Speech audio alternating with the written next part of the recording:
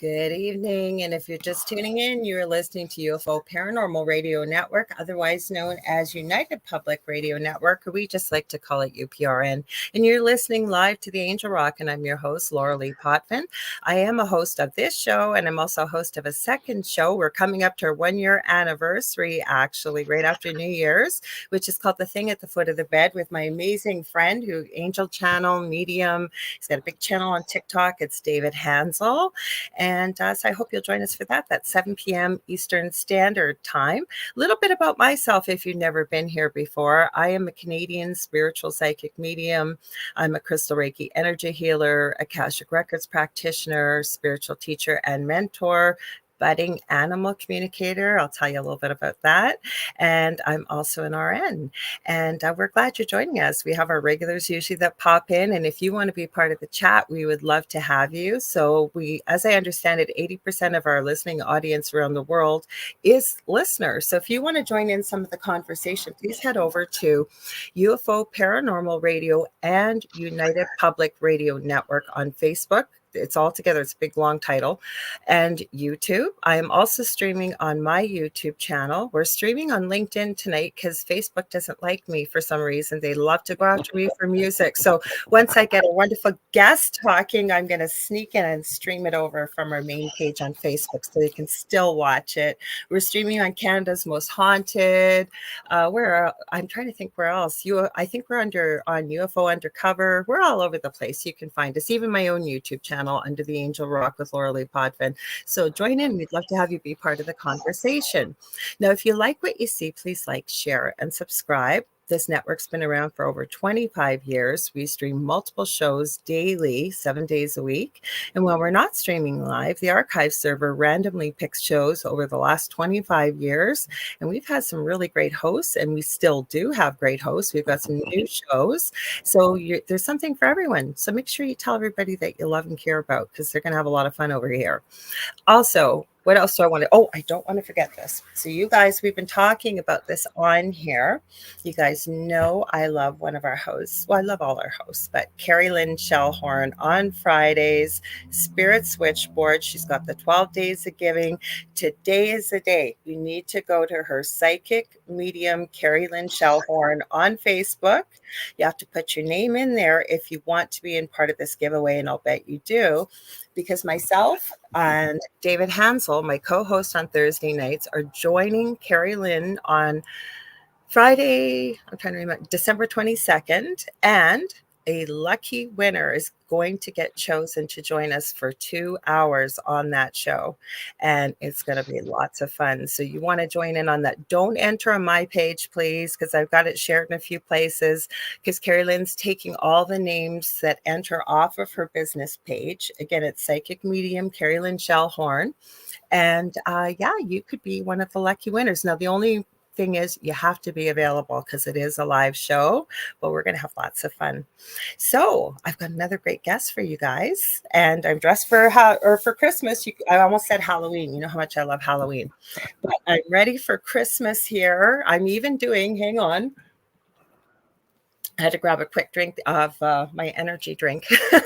Hello, Julie Jean Bassett. Were your ears ringing? Because I was just talking about that I'm a slightly budding animal communicator. I'm going to highlight Julie because she was the one that ran that fantastic beginner animal communication course this week. And you guys take a look out for her. She's been a guest and she's a friend of this show on the Angel Rock. She has helped me very much personally. She has also just got her shamanic practitioner. She finished it. It was a long course. You guys, you need to look her up. She is incredible. It will be life-changing for you. I guarantee you. So great you're here. We got Love Is here. And she says, yes, you are an animal communicator. You did amazing. Oh, you're so awesome. She's the most lovely lady, honestly. No, I'm keeping my poor guest waiting here. So he's okay. You guys are going to love him. So his name is Mike Fiorito. He's an independent freelance journalist. I hope I got this right because I went through your page and different things. So it says associate editor for Mad Swirl magazine and an author of multiple books. Tonight, We're chatting about Mike's latest release, Mescalito Riding His White Horse, a book inspired by bluegrass musician Peter Rowan, his musical and spiritual journeys, including chatting, I believe, a little bit about Buddhism, a little bit about spirituality. Mike told me before we started he's going to read some passages. We're going to talk about the really beautiful cover on the book and about some of his upcoming books, because I know he's got one that fits right in with the genre of this network that is supposedly releasing, I think, in 2024, right, Mike? April 24, correct. I thought so. Yeah. So, welcome, Mike. I'm so glad to have you here. Oh, thank you so much. I really appreciate. We've been talking about this for a while, so it's happening. Here it is. You know why it took so long? Well, besides the I do. reasons, you Yeah. know why though? What happened was we have a cottage out, and it's about 20 minutes away from the city. I live in a city called Thunder Bay. It's right smack dab in the middle of Canada. People always ask me where it is. It's on the shores of Lake Superior. It's about 40 minutes away from the Minnesota border, and I'm about Hmm. 6.5 hours north of Minneapolis, Minnesota. People come back and forth through here. Anyways, our cottage does not have internet, and the summers are shorter here. So if we could go out and stay out for a long weekend, I didn't want to book a guest and then have to get a hold of them and say, "Hey, I'm staying out at camp." So now that I'm booking, I'm almost booked straight through to April. Like, Amazing. and it'll Yeah. be beyond Oh. that. Yeah. And I like doing shows on my own. I enjoy them. So Yeah. we had a nice little bit like that. And we had a few guests sprinkled in because the waiting list is long, because Gavin, your wonderful publisher and good friend, he's amazing. Gavin Davies, he keeps me busy, always sends me the best authors. So thank you for being so patient. Absolutely. Yeah. So let Gavin's a wonderful guy too. I really oh my, I've had you him as can't a help guest but in love here. him. You I've had can't him help as but love him. Oh yeah. Huh. Oh, sorry. I have a bit of a delay. I forgot to tell you that. So you guys know that if you've been here, but I forgot to tell Mike. So I would never purposely speak over you. So if I do, I Okay. apologize. That's okay. No, Gavin is amazing. And he stayed up with the time difference, because my show used to be a lot later on Mondays. Like, I think it started at 11 p.m. And so I think it was like 3 in It's the the morning morning. we came Yeah. on. Mhm. But we had fun. So I wanted to talk to you about this. I did a little research on you. I found out you play music. Hmm. So have you been playing, and you sing? You sing beautifully. Thank So you. tell me about this. Like, how'd you get into music and writing? Sure. And Sure. I think like I've always been creative. I've always been interested um, in writing, and I've been writing maybe badly at first. I Um, don't think so. well, as a kid though, there are things that uh, are helpful. I would say going to graduate school was important. At the Right. same time, for writing, actually for English literature, but at the same time, you have to let go of it. So when you're a kid, you have this incredible fecundity. Your imagination is so rich, And you're and you free. do it, and you're free. Mhm. Um, I would say that a little bit of shaping helped. So that's what I meant by that. Um, we started playing like a lot of kids. I'm 57 years old. At the We're the time, same age almost. yeah, yeah. Mhm. Listening to rock music, and that drew me in, and the iconography and the imagery of rock music. Mhm. And my best friend Lan, he's still my best friend. We're still in touch Oh, that's beautiful. all the time. He lives in Florida Mhm. now, and we started. The first thing we did, if you could believe, I did an Elvis Presley impersonation. I So think that I was knew Elvis from the womb. My mother just is still the biggest Elvis fan. Yeah, I mean, Elvis. and I used to have a big glass image of Elvis in my house, in my Wow. bedroom. Yeah, yeah, that's how big it was. But when we practiced, I hadn't yet played an instrument, so Lan played the drums, and I just kind of, did well, it's one for the money, two for the show, I'm and impressed. it was so cool. Thank you. And I Mhm. remember it was funny because I had to be I don't know, 12 or 11. My mom actually, she worked in the jewelry business. Mhm. So she got me a bunch of like chains, kind of Oh, Elvis chains and wow. stuff. And Mhm, they got me a shirt that kind of buttoned down. So mhm, here's the funny thing, Laura Lee, when I turned around, here I am in the school stadium, whatever, mhm. stage, Lan goes, da-da. I turn around, the microphone isn't on, right? So there's Oh, this like no. sudden silence. Uh-huh. I'm sure my parents, they needed life support at that moment.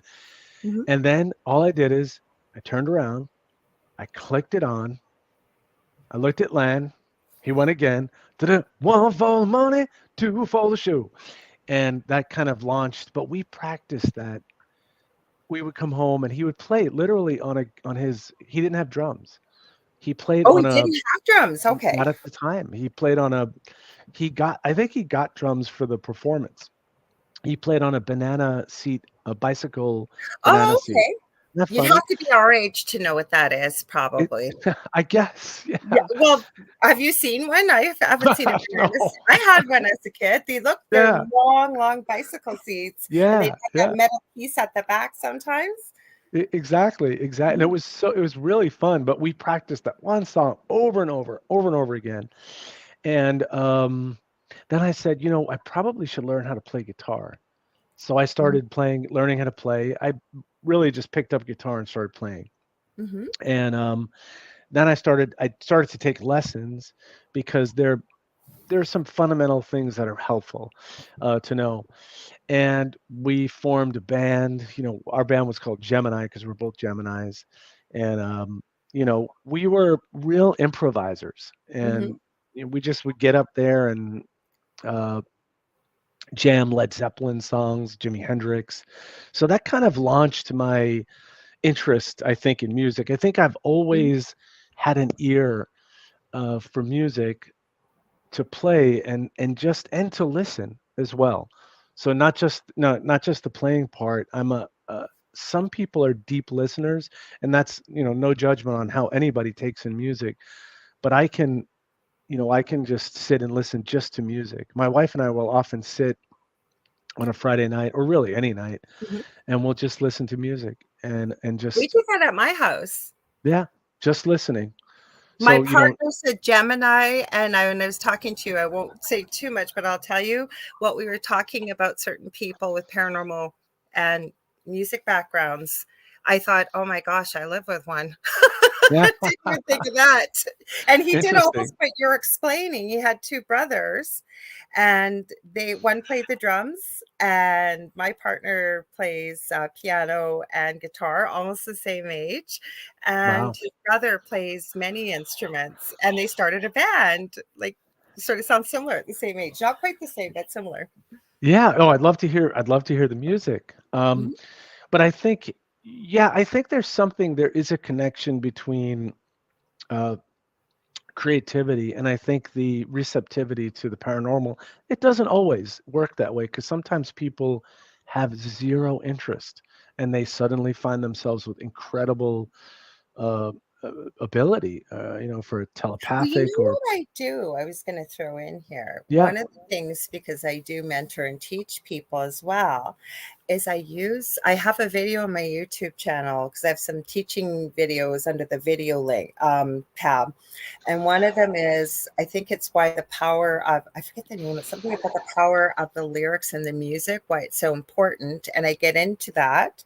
But mainly what I do with people when I'm teaching them to, if you will, quiet their mind and start to listen to this inner guidance that we all have and intuition is to listen to music and pick out one instrument and listen to all different kinds and Mm, just focus on that one instrument and then pick another one because it mm, teaches you to tune out the other noise that goes even on in our brain and how to right. really listen. Mhm. It's very true. We do a lot of that, and I like different kinds of music. Mhm. Classical, Bach. Yeah. I love Palestrina. Masses. Mhm. It's like being in an ocean of voices, and you're kind of engulfed and swept Mhm. away. And so, it's music has always been the foundation. I found myself writing about music and becoming a music journalist, not Mhm. just music, but I do a lot of music journalism.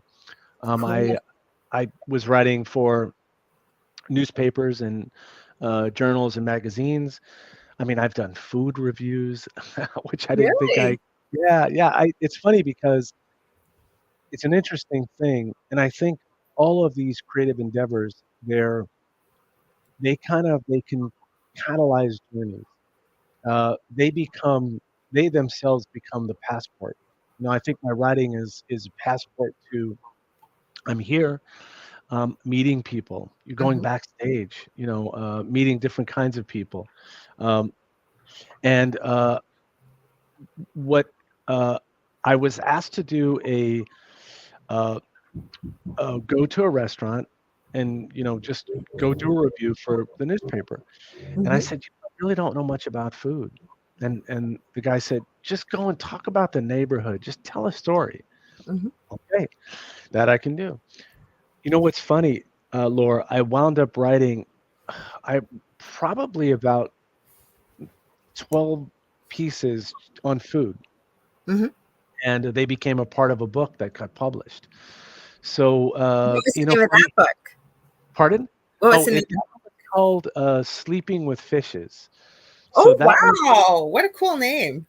yeah, it's a bit of tongue in cheek. So Mhm. it comes from The Godfather, and so it's Absolutely. a bit of an exploration of my Italian American heritage and playing with stereotype, but I go into Neapolitan music, which is very key to my interests. I've done a lot of research and listening in that, but also talking about food. Talking about things that are very specifically kind of Italian American, Mhm. um, that my mom would make, for example, Right. certain kinds of foods and things. But my point is that just from the invitation, and some of us you say, oh gosh, I can't do that. I'm not sure. But you go and you do it, and then you find yourself aloft on a journey. And so, again, I would never consider myself like a food expert, but to anyone out there, if the door opens, just go through it and then figure it out afterwards.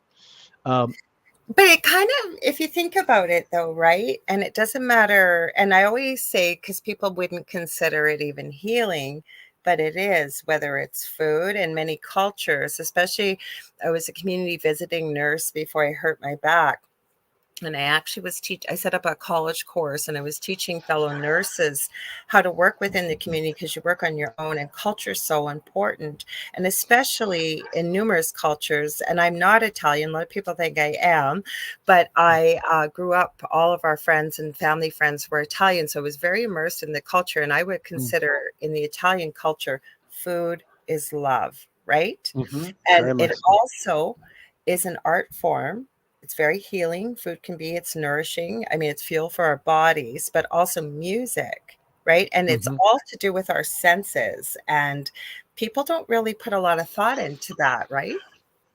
Yeah, it Mhm. definitely, and I think what's very key about these, most uh, uh, uh, Italians from that live in Canada and that live in the United States, they came from the South because they were fleeing. Oh, we have some Uh, northerns. I knew a lot of northern people up here too, from North they Italy as well. you get a little smattering, but the large majority, because they were kind of fleeing poverty essentially. Absolutely. They were fleeing oppression, because Mhm. even in Italy, the South was oppressed, and so a lot of the food is very simple, and Mhm. that's part of the charm and the is whatever you have, you make something.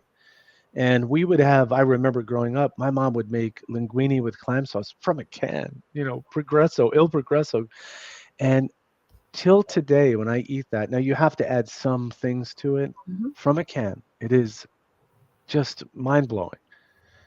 So it's that the idea of the simple, the basic. You open the cabinet, whatever you have, you make it, and it I think becomes that's the sign of a great cook, though, yeah, that mhm, regardless of what you have, and you make it taste homemade, and it's unique and it's delicious. yeah, Mhm. absolutely.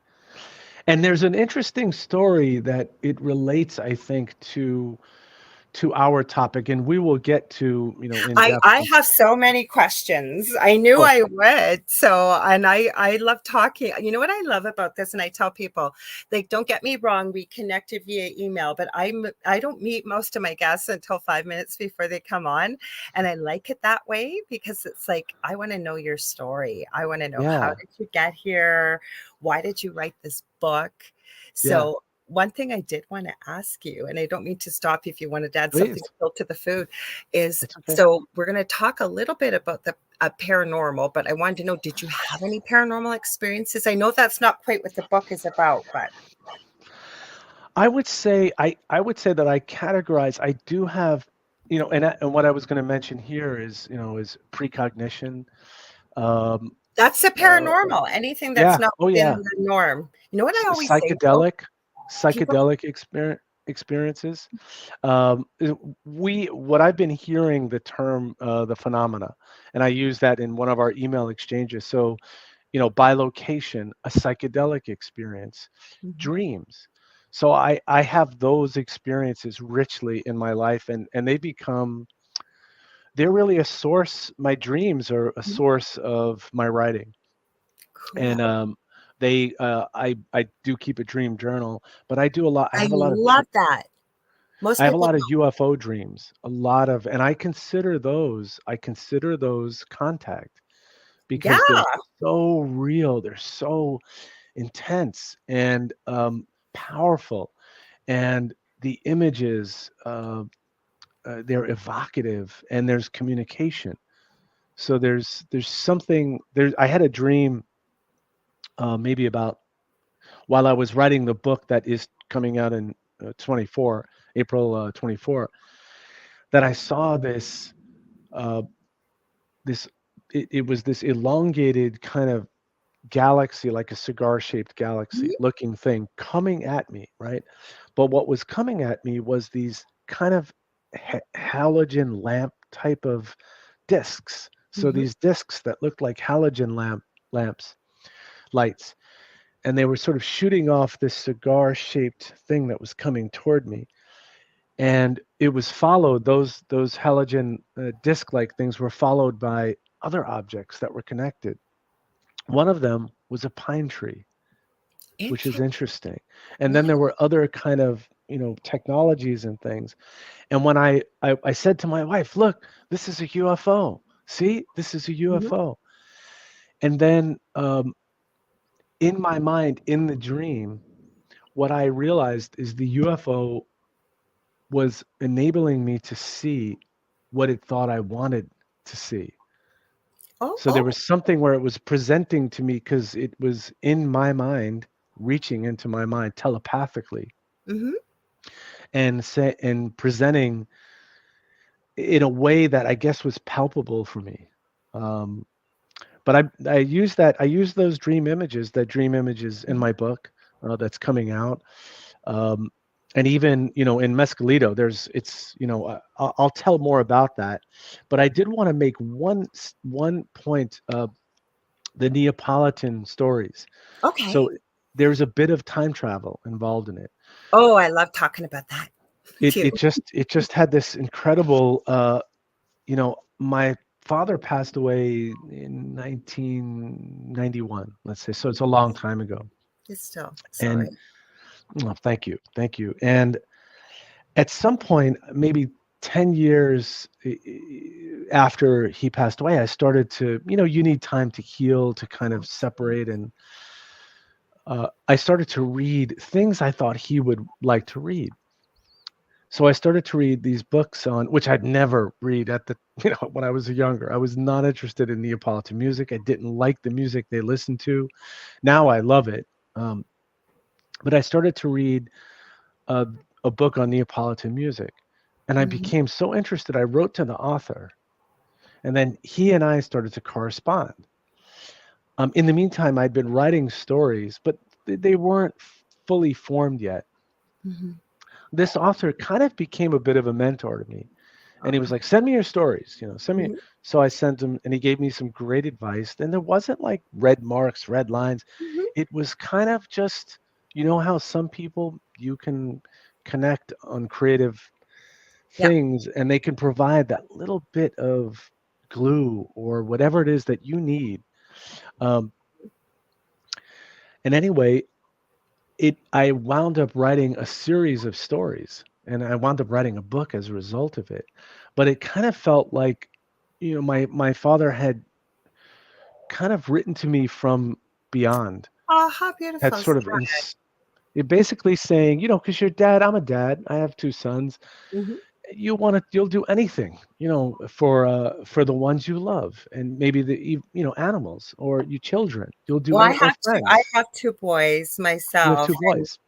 and I You, was always told I'd never have children. So the fact and I you get it as a parent, and I never mean to be disrespectful to anybody that right, maybe isn't a human parent, but is a pet parent or what, but there's just you'd give your life in a heartbeat, right? Like in a heartbeat for those boys or girls. exactly.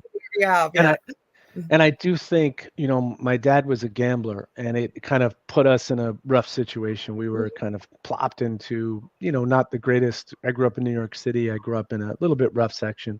Can I And share something with you? I'm sorry, I've never done please, this on this show. Your please. dad just came through and said, "I'm so sorry for that." Well, I don't normally do this on my show, but he's got a very strong mm. personality, and he's here, Well, and he that's just good. oh, I'm so sorry, and he said Michael. I don't know if he called you Michael, but I just He heard that. did. Okay, Sometimes when he was mad at me.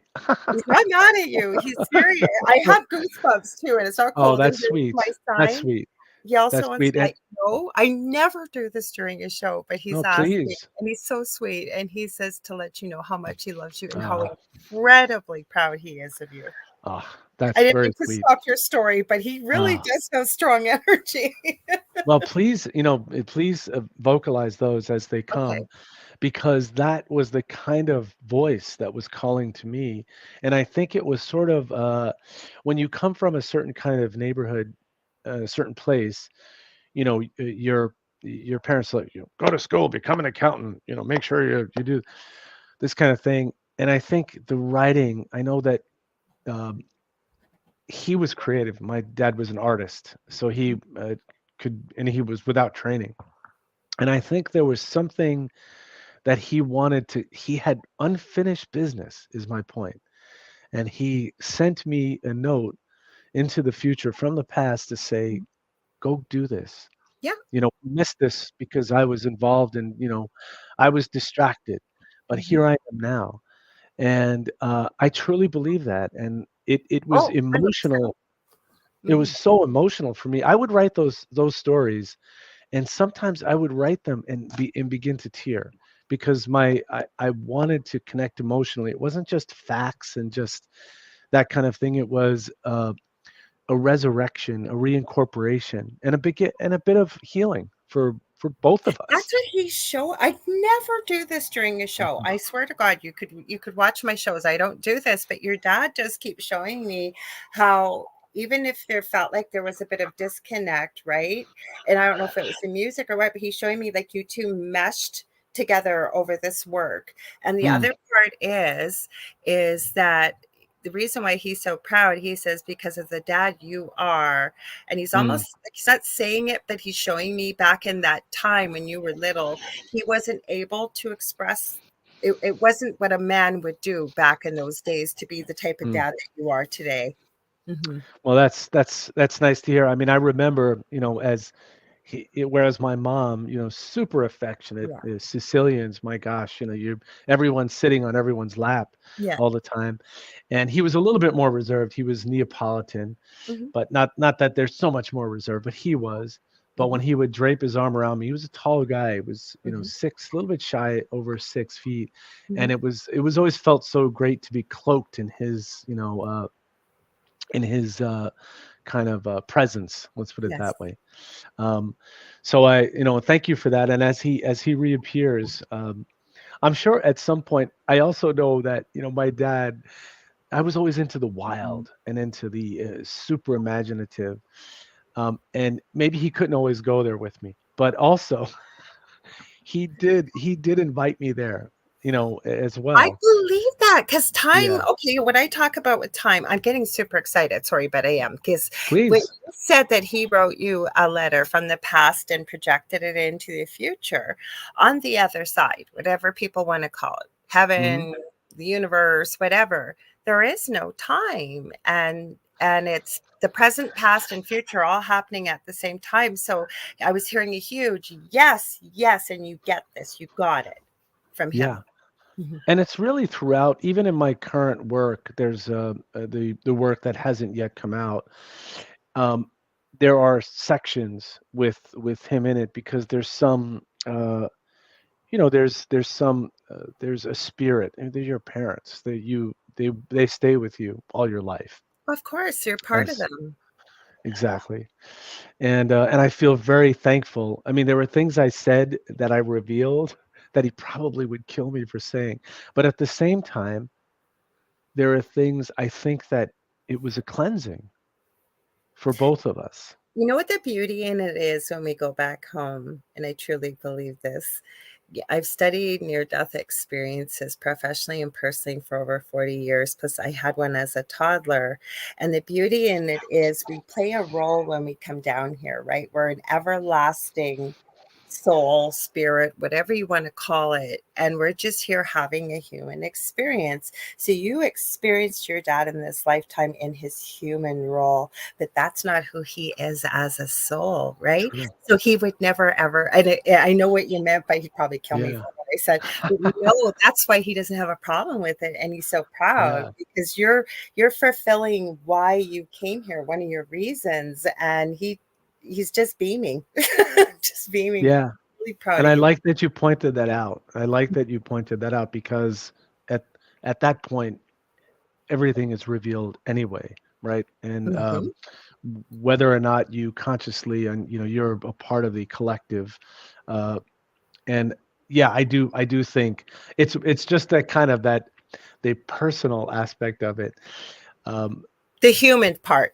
right, We call it exactly, that, the yeah. human Mhm. part. But what a gift, what a gift to bring to me in the way he has, and that has launched.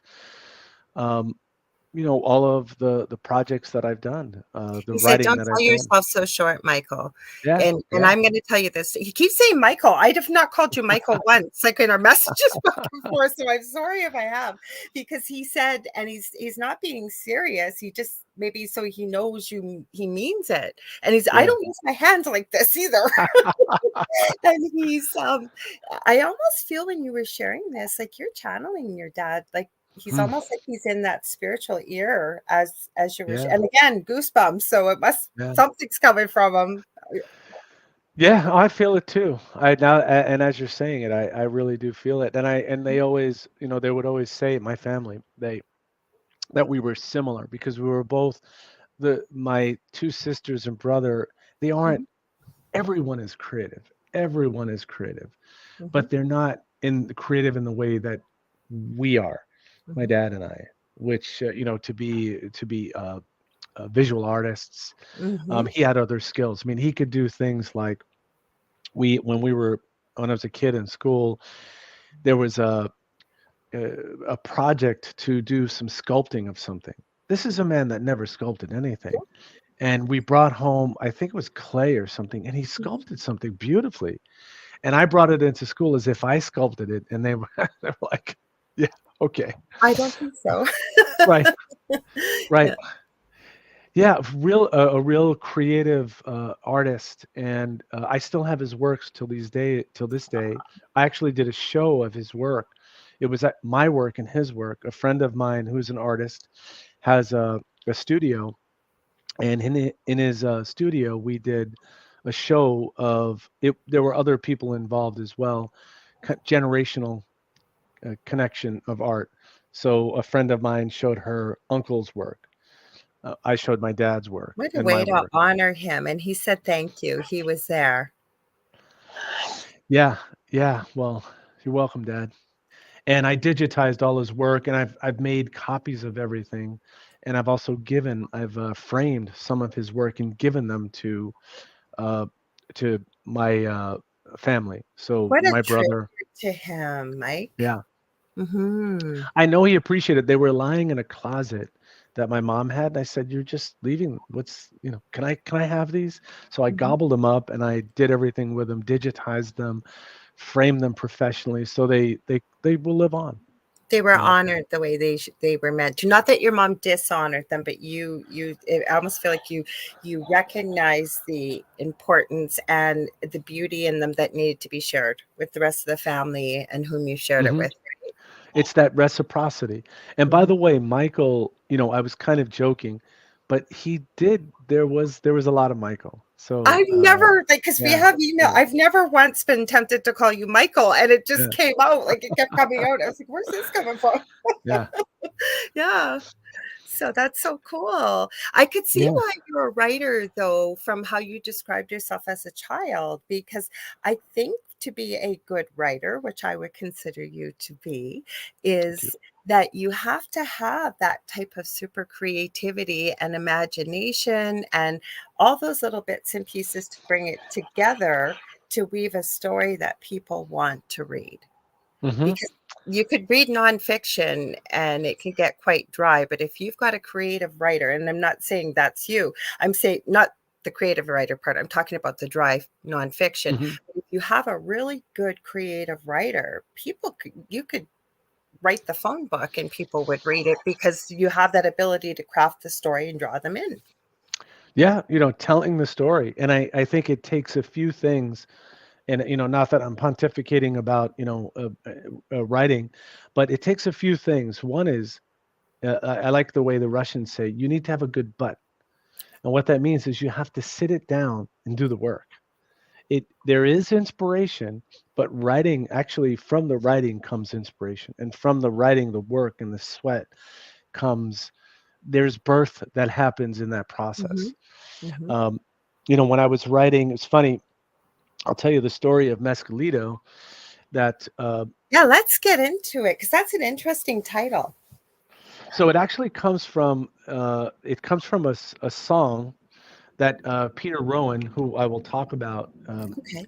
that one of his songs, and he says it's called the song is called "The Free Mexican Air Force," and Okay. it's sort of about the legalization of marijuana is really what the song is about, and how the government is trying to stop that because they want to imprison your light and your illumination and Mhm. your freedom is the premise of the song. And the line is uh Mescalito riding his white horse. Is So that what that's about? Because I don't have a problem with that. I don't yeah, use it myself. I actually, and I'm not encouraging one way or another, we don't give any yeah, kind of advice. I mean, sure, just for listeners, yeah, medical advice. But even though I come from a big pharma background, I always say I really look for something natural always. And I think that that is one of nature's medicines for many people. I do. yeah, oh yeah. And so, just to tell you a little bit about the book and the conception of the book. So I had been doing music interviews with musicians, Mhm. and I'd done some. I did an interview with Scott Sherrard, who was the guitar player for Greg Allman, and Okay. it was very serendipitous how I discovered him. Essentially went to a bar with a friend who forced me to go out because he was in from out of town and said, "Let's go Mhm. to the local bar, small bar, but they have phenomenal performers and bands that play." So we go, go to the bar. I'm kind of begrudgingly having a beer, and I can't believe this player, and he is just amazing. And anyway, I looked him up. That was Scott Sherrard, Mhm. and he played with Greg Allman, which is a very big deal. Um, and he plays with Little Feat now. He's basically, if you know Little Feat, he's the Lowell George of Little Feat. So that's a huge big deal. I'm not familiar with him. As you're speaking, I'm thinking, oh my gosh, I should have my partner Dell here. He'd be having a field day with you with music because he listens to all kinds of music, and I'm not familiar with a lot of these artists. That's why I was excited to have you on because I knew you would educate me. Yeah, Everybody. yeah. Well, thank you. I mean, I'm sort of deeply into it. Um, so I, was doing music interviews with different musicians, Mhm. and I was also simultaneously interviewing indigenous artists. I love it. So there's a long story. I'll try not to go too much into it, but a friend of mine, my friend Carlos, who he put on the exhibit of my father's work. Mhm. He's Guatemalan and he's half indigenous. Okay. And when I would go to his studio and he was doing portraits. So he does portraits with MTA, New York City MTA uh, uh, cards. So a subway card. I'm Okay. not, maybe folks don't know what they look like, but they're essentially like orange, black, and orange, black, and yellow, and those kinds of colors. He cuts them out very meticulously. He uses, scopes, and he uses even gold gild, and he makes portraits, and they Oh, are you know what? I saw a incredible. picture of that. I swear to God, when you were talking about the cards, like literally, I thought, I bet she's going to say portraits and these incredible faces that until you, I bet you get up really close, you don't even know what they're made of, right? Yes, and uncanny artist, incredible skill. So he was doing these portraits of indigenous artists, and it connects to Mescalito. We'll get there.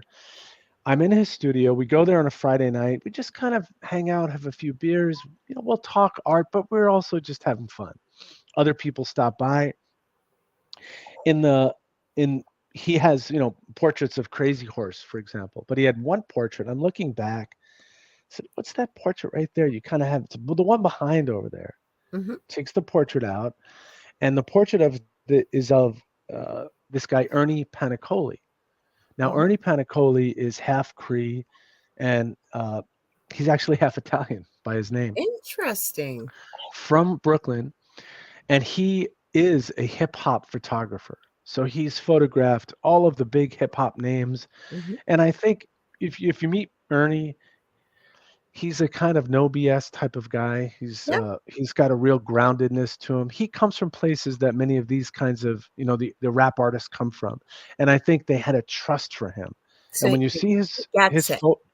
when you see his photos, he captures something about them, and there's a trust that you could see. There's a relaxedness, and that's why he was so famous. Anyway, this portrait of Ernie, I say I have to meet Ernie. I have to talk to him. So I wound up doing an interview with Ernie. Subsequently, we've become pretty good friends. That's cool. At some point, Ernie said he felt like he trusted me. I did the article, and uh, the eyes of the portrait were so alive. They were just, you could feel a spirit behind the eyes. Hmm. And I said, Ernie said, "Hey, Mike, would you be interested in interviewing this Tibetan singer, Yungchin Lamo?" And Interesting. I said, "Sure." And he goes, because he couldn't help it. He says, you have to take care of her. You have to, I trust you. And I said, of course, Ernie. Of course I'll take care of her. I'll do the right thing. Be very respectful. I met Yungchin I actually met her. This was during COVID. So Hmm. we did a Zoom call, and she was dressed. She's from Tibet, and she was wearing Tibetan, regalia. And as I'm speaking to her, she's praying, because this is something Tibetans often do. So she was, Oh as my we're goodness. speaking, yeah, it was kind of, it took me a few seconds. Um, Culture comes in once again, right? Culture comes in, Mhm. and I've been I've been meditating. I've been interested in Buddhism. I'm interested in world religions. I'm interested in wisdom traditions in general, but I do like the metaphysics. I'm very drawn to the metaphysics of Buddhism. I'm drawn to the ethical and the moral aspects of it. Not that I live, firmly by those. I do my best, aspirationally, to live by them. We all do. We We all try do. our Well, best. we're flawed. We're flawed. Yep. And anyway, I had read that Yungchin, who she miraculously left Tibet, fled Tibet with her son on her back, she said, and found herself in Australia, where she got into the music scene, and she was picked up by Peter Gabriel's record label. Oh, wow. Big deal. She put Mhm. out an album. She was a big sensation. She's been on the world stage with Paul McCartney and other Oh, wow. folks. When she met Ernie Panacoli, she met him at some gala, and she said, Ernie said to me, he goes, she walked up to me. He looks indigenous. He, she said, he said, she walked up to me, put her hands on my hands, and basically called me a brother. And he said he was so moved by her that, Yeah. and it was emotional, and he was sort of, it was a little embarrassing, all these people, Mick Jagger, Paul McCartney, and this woman singles him out. Anyway, I had read that Jung Chin met with, had performed with Peter Rowan, Mhm. who is a bluegrass legend. So that's really who the book is inspired by, Peter Rowan. Okay. So I said, she said, "Would you like to meet him?" I never ask people when I meet musicians. They've played with the big ones. They've played with, It's kind of tacky though, really, it's right? Like, tacky. how do you I never ask. I always say I never really wanna be famous unless you had a lot of people around you when you were nobody, right? Because somebody always wants something from you. It's true. It's very much, and I'm as a music journalist. I often my I want them to feel comfortable. At the end of the day, it's my greatest goal is I don't, by the way, interview people or musicians and artists Mhm. that I don't really like. So because Okay. I don't, what's the point of writing an article about music or art or something you don't like? I just don't. That's not me. I'm not going to go there. But when she said, "Do you want to talk to Peter?" I mean, I would have said, "Can you please introduce me to Peter Rowan?" So she said, "Do you want to talk to him?" I said, "Yes." Uh, we texted, and then she says, "He's waiting for your call." Now, let me dial back a little bit. So Peter Rowan played. I realize many people may not know what bluegrass is. I'll sort of talk about it for a bit. So bluegrass is basically, it's a form of it's in a way a subgenre of country music. Mhm. It's faster. There's an emphasis on kind of gospel singing. Uh, there's an emphasis on musician virtuosity, Mhm. and so it's kind of like country music, but it's a little bit more. Of course, it's I evolved, and was it's trying to find a bluegrass Christmas song because I like to kind of make my banners for the show, but I couldn't find one that jived with me. So I'm interested in hearing your take on this, why you're drawn to it, and I'm already hearing some interesting things. So, yeah. When I was a kid, I mean, you couldn't be more further away from bluegrass, being from Queens, New York in the '70s. You couldn't be more far away. But right. it did eke in through the culture. It came in through things like hee haw, and it comes in I through know that. even Mhm. advertisements. It's in there Mhm. in the culture. So we got bits of it. Deliverance, the movie, I've never seen that movie. I it's a know the pretty song. intense movie. Yeah, Mhm. very intense movie. I know what it's about, but I haven't seen it. Yeah. Well, Yeah. the music was, performed by very established bluegrass musicians. When I heard bluegrass, um, here and there. But the important thing to say as well is that Peter Rowan, who played with Bill Monroe, who's considered the father of bluegrass, he Okay. did he did kind of uh, he did create something new. There were different kinds of things like ragtime. There was um, gospel music. There was country music. There was Western swing. But he kind of cobbled it all together and created this very different form that hadn't yet existed. So Peter played with Bill Monroe. He was a kid. He was maybe 22, 23, touring the world with him. He left Bill Monroe and the Bluegrass Boys, and then he went on to become a kind of uh, play psychedelic music. He's kind of earned a reputation as being a kind of psychedelic cowboy. Anyway, Interesting. he played in a group called Old and in the Way, Mhm. and Old and in the Way, one of the members was Jerry Garcia. I So know who that is.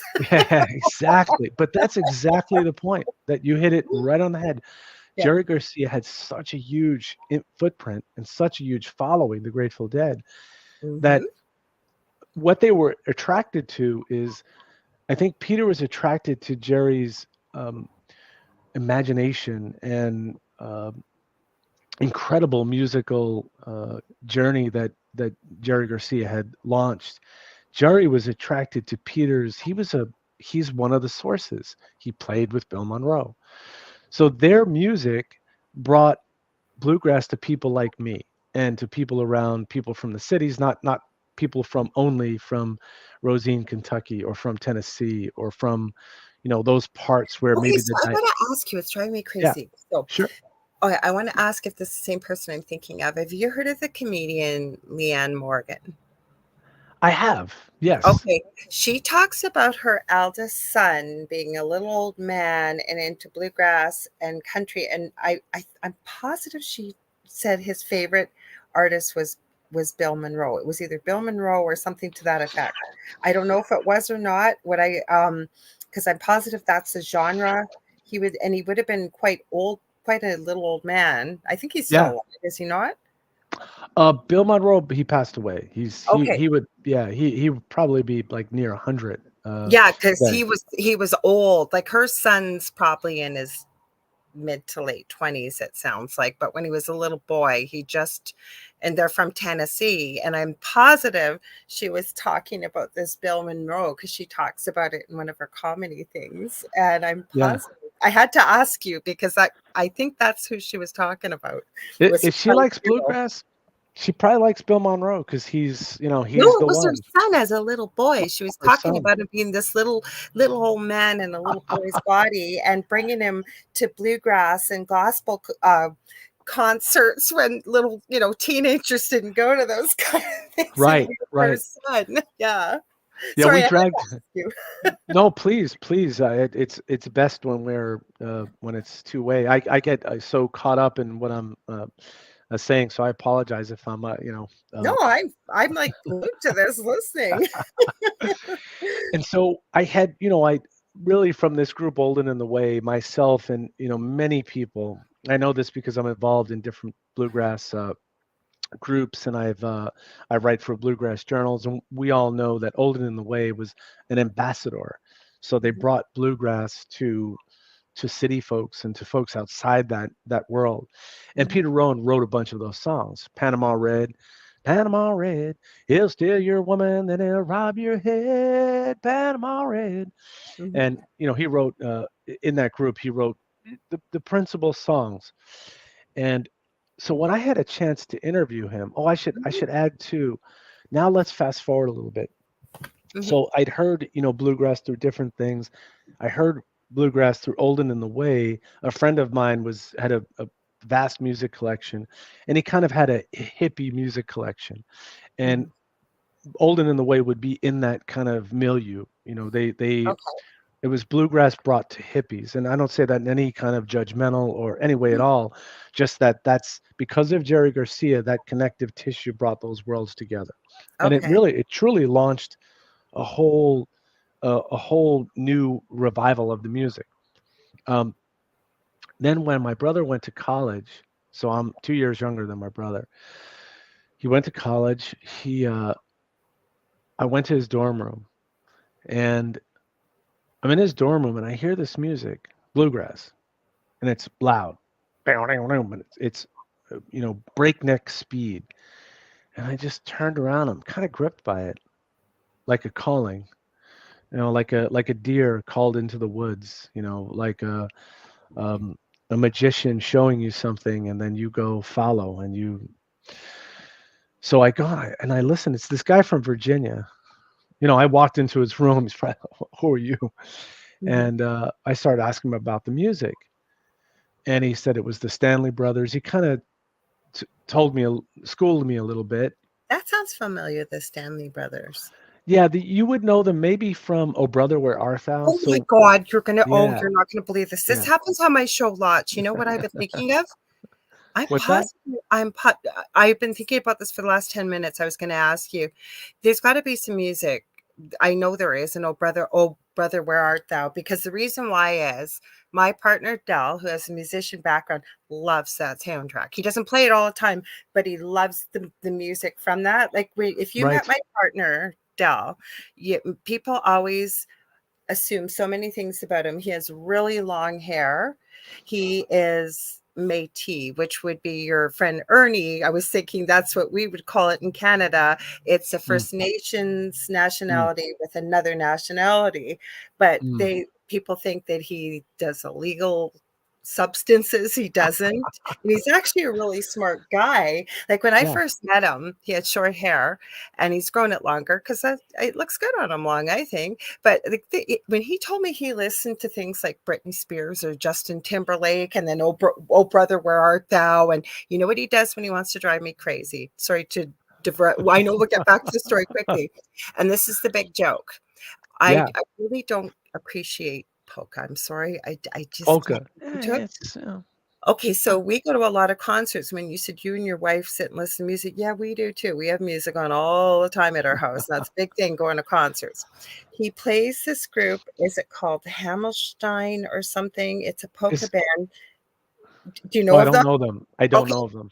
he sent me the name of it before, and I've shared it with a few people. They play like "Sweet Child of Mine" by Guns N' Roses, but polka, or Lady Gaga, and he'll just crank it because he Oh my knows, gosh. just to not to make me mad. I wouldn't get mad anyways, but it's just like, how do you like this? Right. Right.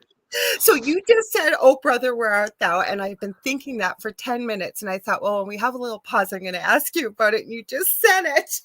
Well, that's because we're communicating. But Yes. the the um the album that Olden and the Way put out was the most successful bluegrass album until Oh Brother Where Art Thou came out. And Ah, okay. and that really launched that kind of brought it popularized because it's always been regional and kind of in the background. Mhm. Um, but where I was going with it is that when I had I'd grown up with this music and I'd Mhm. grown up listening to it in we grew up in projects, and in the Mhm. winter when it was freezing cold we would sit in the Oh, project stairways mhm. and have a little not an 8 track, it was a cassette radio, and would listen to music, and The this ghetto music would blaster, we used to call ghetto it. blaster. Oh yeah, yeah, we have I have a funny story. Well, I have stories about my the attempted theft of my ghetto blaster. How dare they? Oh my gosh. It was pretty intense. I It was believe pretty you. intense. Mhm. Um, but that when you hear something all of your life, it just music gets deep into your subconscious. It Your becomes part of the soul. fabric, It your becomes soul. part of your soul. And you know what I always say about our genre too? And I always think, oh God, we sound like we're 90 years old going back in my day. But no, if you think about our genre, like if they were, I always hate labels that they call us Gen Xers or millennials, but I think we are one of the most malleable age periods in our modern times because back in the day, if you had a TV, it was black and white. You might have had one channel. And then remember the phones, like one of the funniest videos on YouTube is when people show their kids the rotary phone and say, how do you use it? And kids have no idea. Like we're all in the back in the day. If you needed privacy, you're yanking that phone cord in your room and closing the door. And then, when you tell people you didn't have a portable phone, and then you went to, we finally had color TVs, and there was 8 tracks for music back in the day, and records. And now records are becoming an art form again, which I think is very important. But you went from Mhm, 8 tracks, and then eventually you went to CDs and DVDs and VCR tapes, and then you're going to MP3 players. And mhm. we really had to change a lot. We had no computers True. now. Mhm. It's very So true. I think we're very diverse. And things changed. They did. They changed Mhm. rapidly. I mean, I had Mhm. albums, cassettes, then CDs, and then now Do you remember when and you who used to knows? buy a whole cassette just for one song? Oh yeah. Oh yeah. I did have 8 tracks too. I mean, I do remember having an 8 My track. dad had them, yeah, I Yeah. remember. Mhm, And we had some. I don't remember the artist, but music has that way of if you think when you at weddings, the mhm, funerals, mhm. at graduations, Yeah, at revolutions, there's music accompanying good and bad. But it becomes it's so evocative. You can hear a song, I can start crying. I could listen to something and just Mhm. be reminded of a time, of a place. It's You know that why I think it's why? You know why pardon? I think it's so important? You know why? 'Cause I think one of our first senses in the womb to develop is hearing, and when we leave this earth, that is our last sense to go. Mm, Having worked in mm, palliative care, people that are in mm, comas, people that are palliative, that is their last sense to go, and I think that mm. that's why one of the reasons Yeah, is it's ingrained I in. agree with you. Mhm. And I'm exploring it. I mean, music cleanses the soul. It cleans us. Absolutely. Um, it's um, it's the best way to reach the soul. I mean, it is. I shouldn't say it's one way. It is a way to reach the soul. There are many Music ways from to do that. heaven, okay, Yeah. and there aren't words in our language to explain the colors and what you see and the Mm, music. Like, and you could see why when you've had an experience and it gets so ingrained in your soul and there's music that you associate with that. Or think about even a movie, how boring a hmm. movie would be with no music. And people don't think about those kind of things or even the sound effects. That's Yeah. what makes the experience. Music is Hmm. really almost the language of life, I think. I agree, and it's it has a depth to it because it's beyond language. It goes into places of your brain and your body and your experience, and some are tucked away. Some are kind of, Mhm, maybe they're memories, maybe they're pockets, the Akashic records. It kind of triggers mhm, these callings, and they could be from a time you in this life didn't experience. mhm. So there's that richness. So when I finally did, I interviewed Peter. Now Peter is 82 now. When Okay. I interviewed him, say, like, let's say 4 or 3 years ago. I don't remember. Mhm. This is a person that has had 50 albums, has Oh, played wow. with everyone, has Mhm, played with, with many, many musicians. So vast career. And here I am calling him to have a half-hour conversation, to write an article. that's not He gonna would, happen. well, we spoke, no, and he's also a raconteur. So Pete, we spoke for about 2.5 hours, Mhm, and I couldn't get enough. But what was happening to me is I started to have dreams. So when you're doing an article, you're going to have some correspondence, you're going to have a few conversations, mhm, and it doesn't necessarily end in that half hour. You might iterate over email, but I started to have wild, imaginings and wild dreams. And you had a past life with this. I think you've had a couple past lives with him, I'm feeling. well, and I think that you say that is kind of what the book is about. Is we sort of meet. There's this I did not recurrence. know that. I Well, did not know that before this. you seem to. There's a lot you do know, so Mhm, you can hear, and we kind of meet in this. We're fated to meet again in this life. I mean, think of the improbability from walking into my friend's uh, art gallery, mhm, studio, I should say. It's a studio slash gallery. Seeing something behind something, and then mhm, from the improbable kind of synchronistic events that then lead me to meet someone whose music is at the very foundation of my experience. It's mhm, pretty profound. And I was telling Peter, I said, well, after we kind of did the article, I said, I'm having these imaginings, these kind of dreams. I have these ideas. Would you be interested in a longer project? mhm, And then he said, tell me about the project, and something to the effect that how, music spawns the universe, something to that effect. mhm. And he goes, I'm interested. Of course. Yeah, Peter's a far out guy, but people like him, when he was just inducted into the Bluegrass Hall of Fame. He's got people like that have a lot of people clawing at them. Like we said, Yeah, but earlier, don't you love the beauty of a soul like that? Because he sounds very down to earth. Like very down to earth. he's not about look who I am, look who I played with, look at how amazing I am. He's down to earth, and I almost feel like he has an innate sense with speaking with you that he knows when people are true souls, like they're coming for the right reasons. They're not wanting something from him, because this book sounds like it celebrates who he is and the experiences, but I'll let you tell it in your own Yeah. words. No, Mhm. that's very true. I mean, if I'm honest, the book is it certainly wasn't a work of criticism. So I never call what I do criticism. I call Mhm. it like post-critical. I'm an enthusiast. I'm a music fanatic. I'm deeply Mhm. interested in the details. So I think that my intention was to lay a gift at the feet of the master to say, this is, you have inspired this, because that's, the title is Inspired by the Musical Adventures of Peter Rowan. Someone like him who talked, hung out with Dylan and hung out with Jerry Garcia. Not so much the big names, but they were on the inside of the culture story.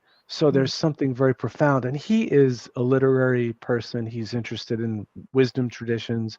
He's a learned, interested man. Mhm. He's done more than bluegrass. And as I've mentioned, he's done like kind of rock, psychedelic music, Mhm. also Tex-Mex music. Um, and Okay, he so has, explain that to me because I'm not yeah. quite sure what that is. So it's in in uh, in uh, in Texas, you actually have a lot of German population moved to Really? Texas, Wow. and there are towns that have German names. And it's interesting, the kind of music they brought was polka. So you have like what you call umpapa. If you hear ranchero music, which is Mhm. Mexican country music, Yeah, I've you'll heard hear of that. Yeah. pa pa pa pa Mhm. pa pa. So there's that umpapa aspect to it. So Peter went. He's played with musicians uh, that natively grew up playing, listening to this music. Flaco Jimenez is an accordion player Okay. who comes from that tradition. But Peter's also performed, written, and played Hawaiian music. So Oh. he plays. He is an ambassador of music. He's not exclusive. He's known for bluegrass because that's how labels and Mhm. promoters and all that kind of stuff. But when I've spoken to him, he's listening to jazz. We're usually discussing jazz or other music or classical or philosophy. So we go way off, and that's what that book kind of explores. He was kind of blowing my mind, if to put it in a Well, didn't you get into Buddhism in this book? This is just flying by yeah, the way. It's already yeah. 7:20 PM. Oh, cool, I awesome, know.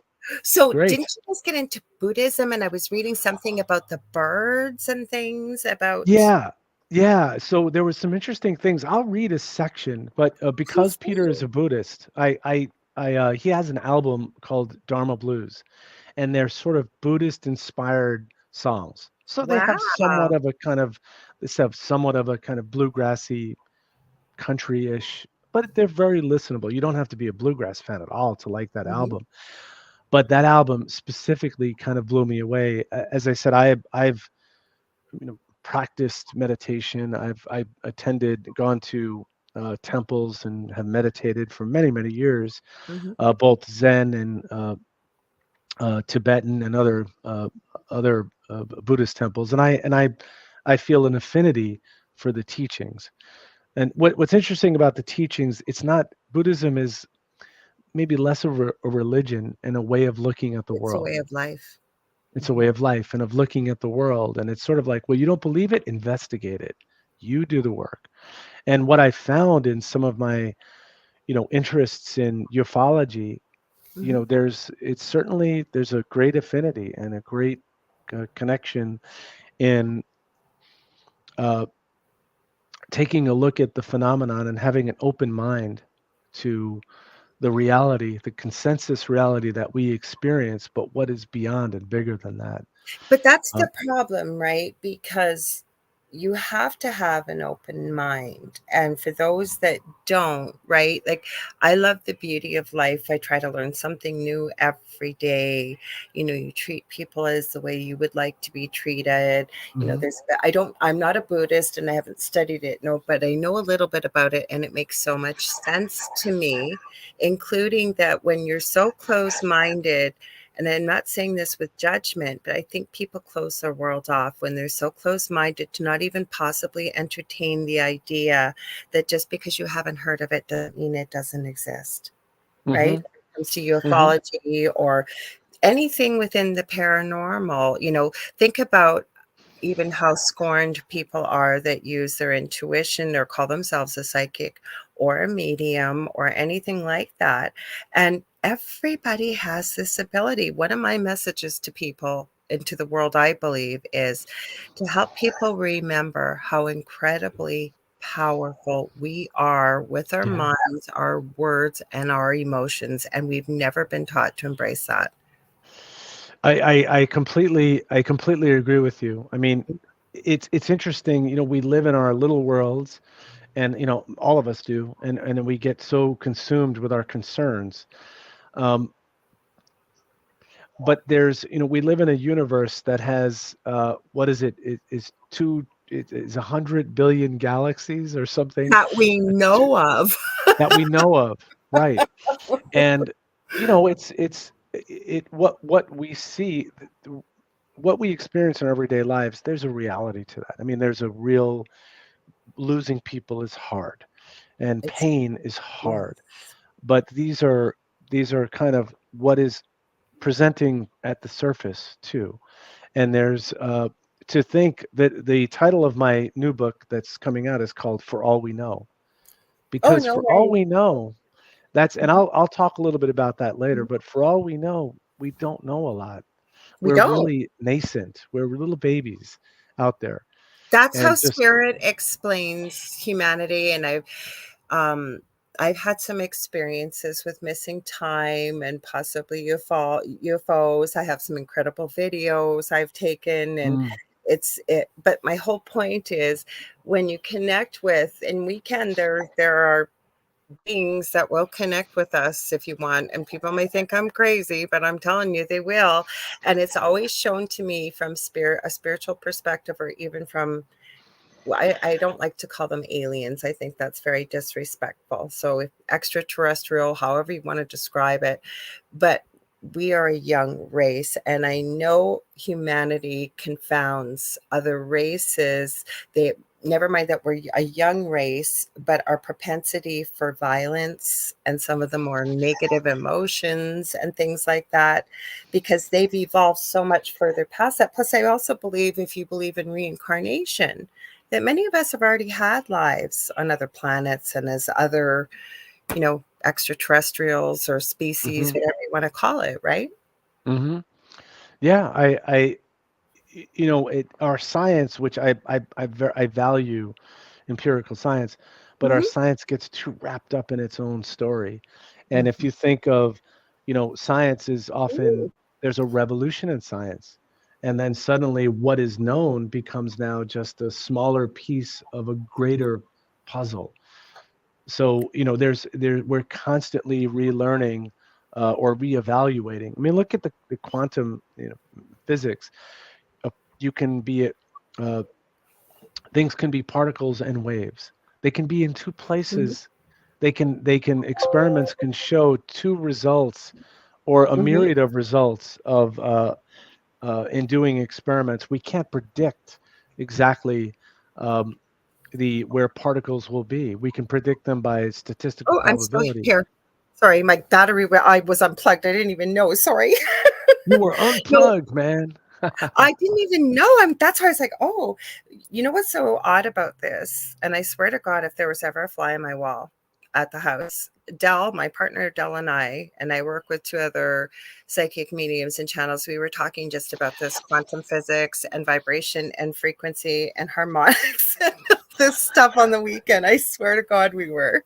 You were sending me notes, kind of through the ether. Well, But Kevin, there's. I'm going to read his comment. Maybe this, Yeah, we'll have to have a listen. Kevin says, I keep hearing whispering voice when I'm speaking. really. So I'll When have to I'm speaking or you? when I am. So Mm, I don't know. Maybe we've got. I have had EVPs, and people have had EVPs happen. I don't know. mm. Maybe it's your dad. I don't know. Maybe you'll hear Well, some. please tell me what he's saying. I don't know. Like I said, I'll have a listen. And Kevin or Yeah, Zen Dragon, he's a there's other regular people here too listening. He goes, past few times you spoke. So like he'll have a listen, probably I'll have a listen, anybody in the replay. So if any of you listening and you hear that or you pick it up, please be sure to send it to me or Mike, you're on Facebook too. I know I'm going to give you a chance at the end or wherever on yeah, social media. Let Mike have a listen too if you pick it up, if you can isolate it. We'll see what we hear. yeah. Mhm, Well, thank you, mhm, thank you.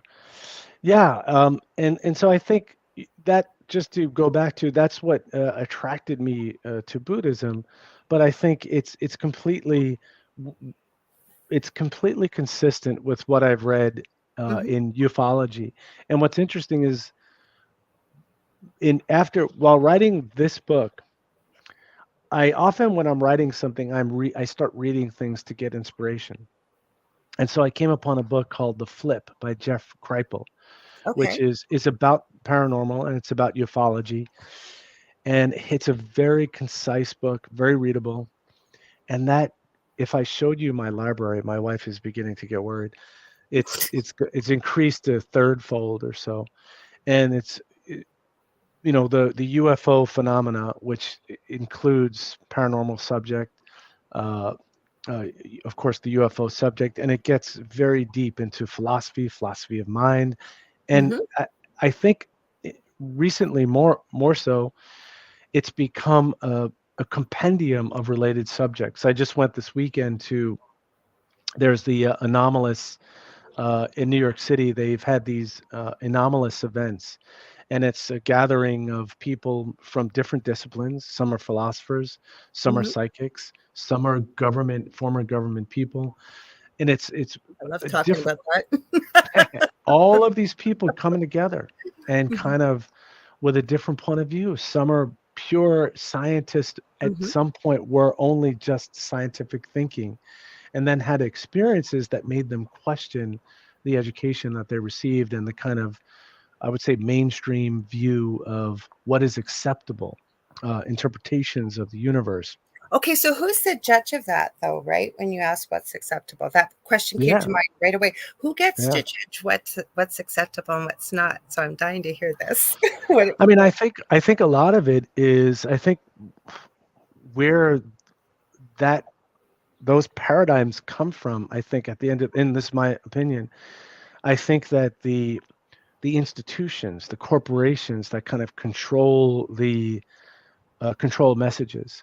Because for us to be divinely inspired by who we yeah. are and what this experience is, and the interconnectivity between, me and which is very Buddhist, between me and you, and between me and a mountain, me and the trees and the birds. When if I start to become too enamored with that, I become a danger to the corporations and the institutions. Government and corporations are kind Mhm. of bound up together. And so I think that they are the ones, if I'm to call someone out, to call something out, because, and a part of what people ask for disclosure on UFO subject. Mhm. So I kind of feel, the government doesn't, first of all, they don't know what to say. What are they going to say? They're going to say, well, there are these things that happen that frankly we don't understand. They are I magical. It think is they know more than they they're. do know more. Yeah. You know But they what don't. Delta said this weekend, and I don't know why, but he said, I've never heard him say this, but when we were having this conversation, he has said, I have a funny feeling in the year 2024 that we're going to be finding out a lot of things that we weren't told. We're going to see a fall of a lot of old belief systems and things. And he seems to feel 2024, it's the year of the dragon, and that there's going to be Mm, a lot of things that fall and a lot of things that are revealed and in the positive way that are revealed. yeah. And I pray that that's true. And So I do I. think that's what, But it doesn't mean it's going to happen. right. Right. And that's what my new book is about this discovery, this arc of discovery from maybe a skeptic who's creative, kind of I'm I wouldn't, hoping you're going to come back and talk. Not that oh, I'm I'm definitely, going anywhere, but I'm hoping you're going to come back and talk about your new book too. please, please. I definitely want to. Mhm. Um, but what is when I was researching this, it led me on, and I kind of come back to this theme of a call from somewhere. And you when someone makes the call, you got to pick up the phone. Mhm. And I dialed into this. I would say prior to I certainly wasn't educated on the topic. And so having then read through and gotten deep into it, and now corresponding with ufologists and people studying the phenomena. And as in all things, just like with musicians, people can tell when you are truly passionate and interested, and they can tell when you have an agenda. My Yeah. agenda is I'm eager and interested to learn, and I want to be in conversation, and I'm interested to be taught. Ideally, it would be a kind of a dialogue. Um, but that was all launched from, I'm going to dial it back. It all is launched from looking at a picture of Ernie Panicoli and this kind of catapulting of a forward movement. And, here I am today. Um, Writing this book was, I would say, it was very gutsy because it begins as an interview. So it begins as an interview, and then I'm going to go on and I'm going to read something for you. Um, Let When me you find grab some. it though, you know what I'm going to add though? I love Yeah. to have people on that maybe have a topic. Well, first of all, that maybe I haven't talked about, but also have an interesting concept for a book. And I want to know how you end up with bluegrass and these topics, right? And you bring it all together because I think it makes for a very interesting, profound discussion. So please share what you were going to share. I'd love to hear it. Yeah, well, thank you. And I will say that I think it took guts to write something that combines interview. It's different modes. Uh, Interview with creative writing, with Mhm, basically dream journal. Um, I take Peter's story, but it's also my relationship, the inspiration mhm. that he brought to me. So it's not a biography, a biography of him. There are biographical aspects to it, but I do want to read one piece if I could find it. I'll get to it.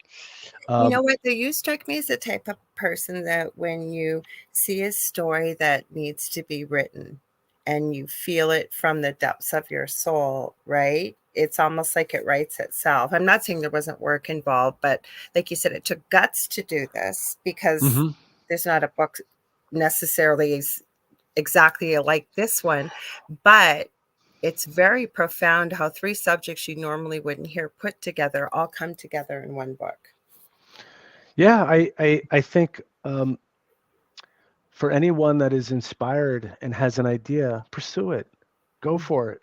Um, Whatever crazy it sounds, just you never know. And the manuscript was accepted in a kind of a raw. They're still working on it, Mhm. but I think they saw the potential of the idea. And it's interesting. Some people have read. I think some people are very moved by it, and because it does fill a niche of something that hadn't been done. But I'll read a little bit here, Mhm. and this is called. I should say, I've peppered throughout the prose words from Peter's songs, which is something you're not allowed to do typically.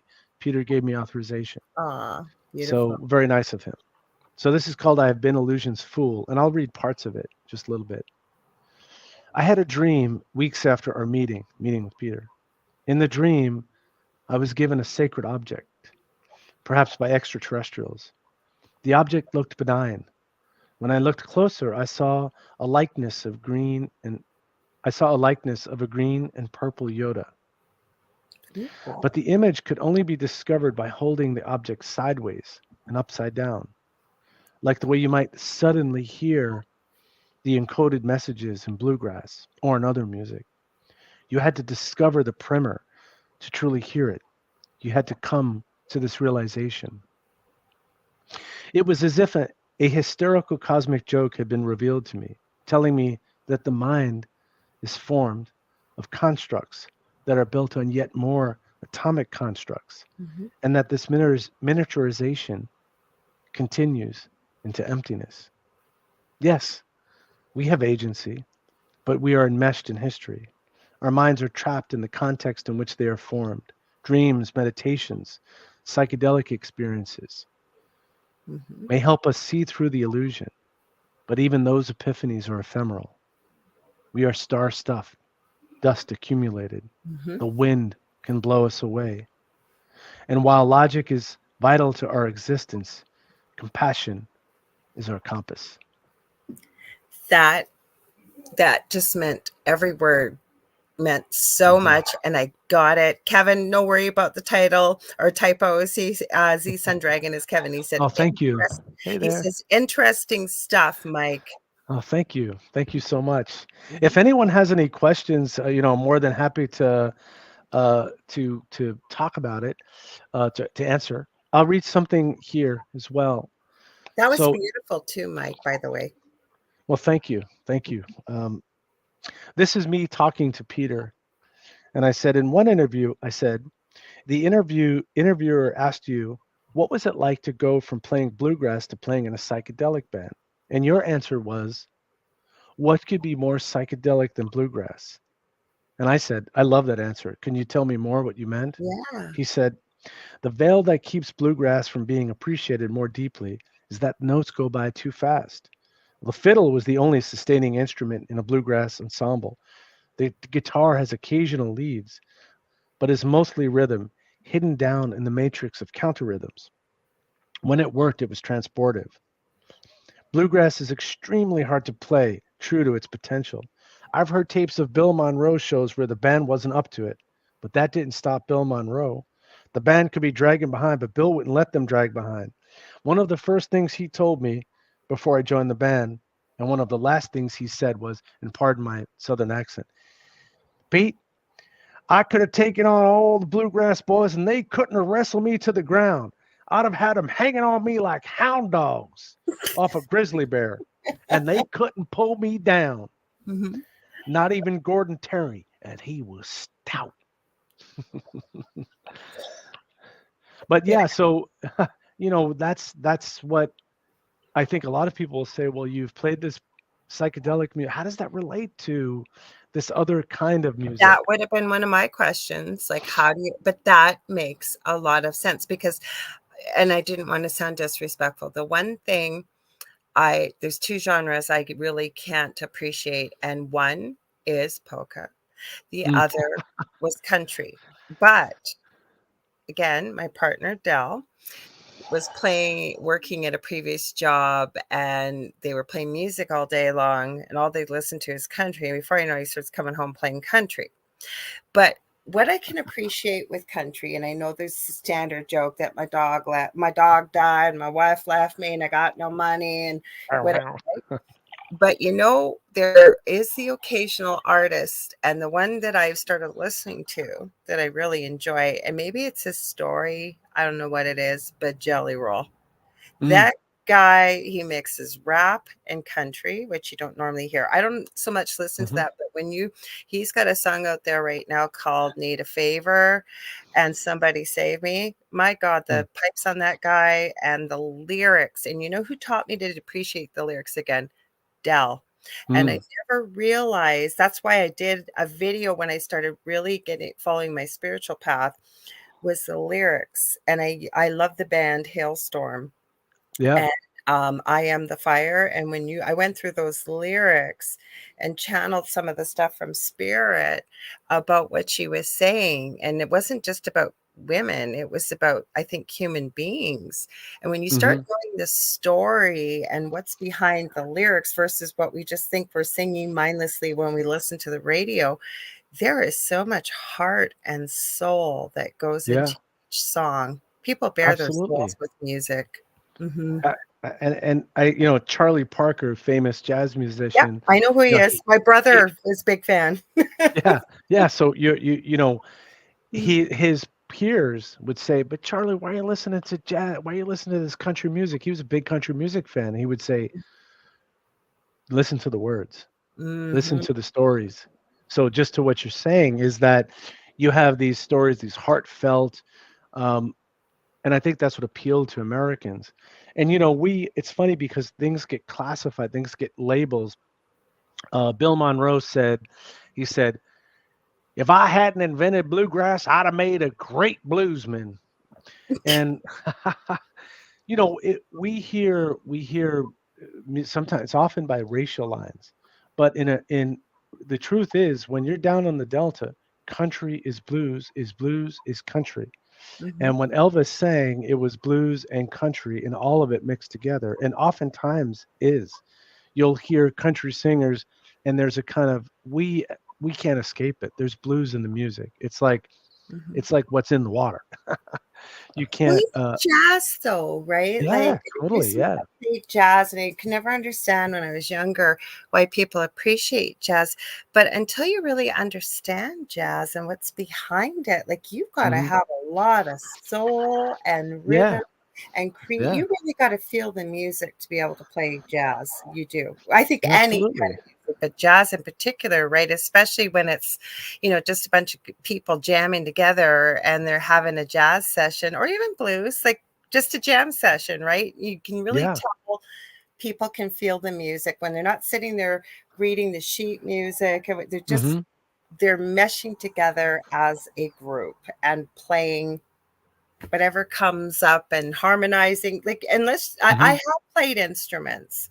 Hmm. I had no idea what a cello was when I was 8 and wanted to learn how to play music. And I had to stick with it. That thing was bigger than I was. And one time I came home and we had a small back porch and it fell down the bottom stairs and Oh, smashed a million pieces. To this day, you ask my mother, she thinks I threw it down the stairs. I really didn't. But I could read music. I did take some wow. music Yeah. lessons. As I shared, my brother is a musician, so Right. and my partner, so I really do love and appreciate music. So Yeah. Yeah. And it's, you said that, jazz, it, it, it don't mean a thing if it don't have that swing. true. So if you can noodle endlessly, and if Mhm, this is true in bluegrass as well, um, when you stick to the melody, it's like I'm keeping you engaged in the story, and it's an adventure. And mhm, this is true with all music. And I'm taken on a journey. And I do appreciate. I like all kinds of music. I can mhm. listen to John Cage, and I can listen to like static electricity with a bit of a rhythm sound, and Can you? they they have ri- it drives it, those things can drive my wife nuts. Um, I know I- what I like. Like I know within a few sure, notes. Like for example, the band Muse is very heavy bass centered. And years ago I heard them and the first two notes I was like, oh my God, I have to hear more of this band. And then they right. became more commercial. So I'll know. So say if I heard a bluegrass song and the first couple of notes, it hit me, I would be drawn in. So I can't say even polka, like even though it's a big joke, and I found the name for you as we were talking. I'm going to say it for people. Yeah. Shared it with one of my clients recently, and she had a good laugh. So the name of it is called um, it's Heim Heim at Damage. It's Wow. and if you look it up, look up polka, Sweet Child of Mine for anybody listening, and she actually does have a good voice. You know what she floored me with? There was a one recently. She can actually play the guitar. I was Wow. floored. She dresses in the typical Oktoberfest, the tops down here, and we got the cleavage. And I'm sorry, I'm going to say this. She has a mole right here when she's singing, and it just keeps reminding me of Austin Powers. Don't look at the mole. But she does have a good voice. I will give her that. And the fact that she Yeah. could get on a guitar, that impressed me. So even Yeah. that I tolerate now. Before I was like, what is this? Or your wife probably same thing you were saying, driving your wife nuts. Yeah, and she's very tolerant, and I do understand. I mean, there are things that, that I do want to be moved but there are Mhm. things that can be intellectually interesting. You say, oh, that's wow, okay, that's what interesting what that's happening there. But I think some of us are tuned into. I mean, we're listening to music and I hear a car horn, beep, eh, eh, eh, and I kind of see the connection there. Mhm. I mean, if you're open, Mhm. maybe you can find it, and maybe, from that you can write a song. Uh, I but even, agree. even in, you listen to, I am a man of constant sorrow. I've seen troubles all my way. There's blues in that, Absolutely. I Mhm. Did I freeze on you? I was born and raised. Oh, I think I'm back though, right? What's Am I that? back? I didn't know if it was I you said, or am it I was back? me. You're back. Hopefully, they'll let us know in the comments. But I was worried because Cool. sometimes if we're going to get snow, sometimes it'll be me, even though I swear to everybody, I've upped my internet to the highest degree it can go. It's fiber optic and it'll still do it to me if there's going to be bad weather. Mike froze, Yeah. Kevin froze. It Yeah, happens. yeah. It could be my son, he's in there, he's 12, and gosh knows what he's doing in there. But, Mhm. I'm sure it's a video game, watching kitties or something. Um, oh, Well, so my I see it. 20 almost 26-year-old, he has Wow. severe autism. So he's very much like, without any disrespect, about a 5 to 7-year-old, but he gets quite animated and sometimes a little angry when he's playing video games. He always says before I go live, okay, mommy, I'm gonna be really quiet when you're doing your show. Yes, I can imagine for sure. Mhm. And, he does it too, Travis. By the Mhm. way, he's named after Merle Travis, who was Oh, a born in Muhlenberg County, Kentucky, and he plays a style of guitar that I have emulated, and it's a part of what I do.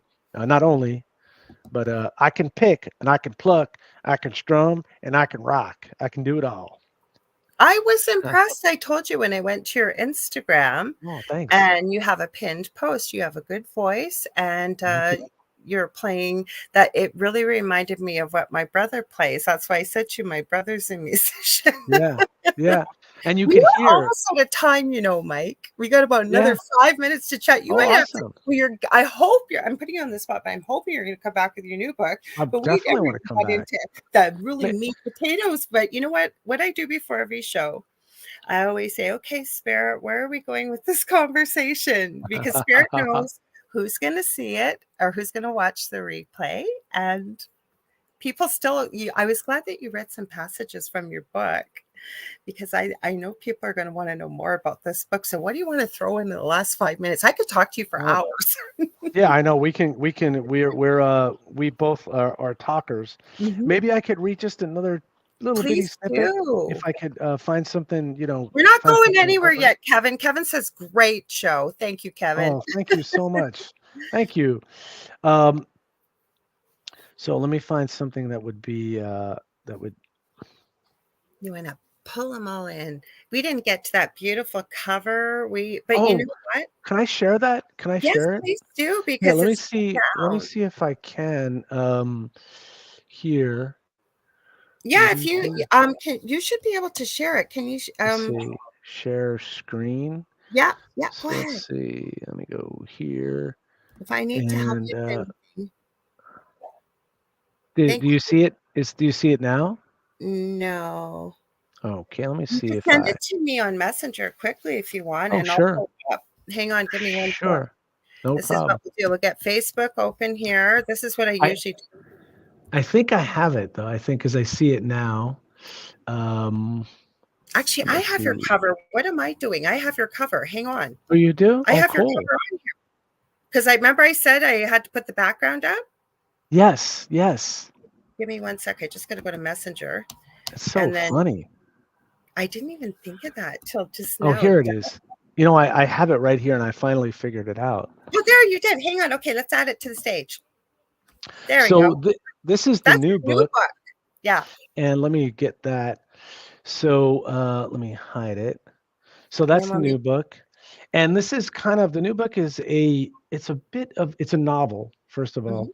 Mhm, It's published by it's called Apprentice House Press, mhm, and gosh, it's associated with with a university.